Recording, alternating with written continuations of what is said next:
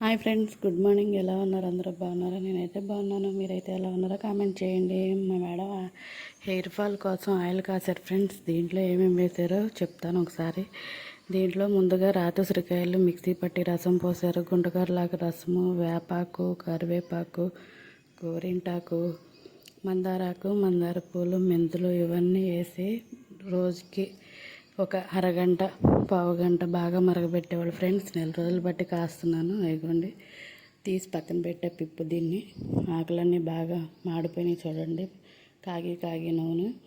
మీరు కూడా ఒకసారి ట్రై చేయండి. ఆయిల్ బాగా పనిచేసిద్ది. హెయిర్ ఫాల్ పోయిద్ది. హెయిర్ కాడ పెరిగిద్ది, గ్రోత్ అయ్యిద్ది.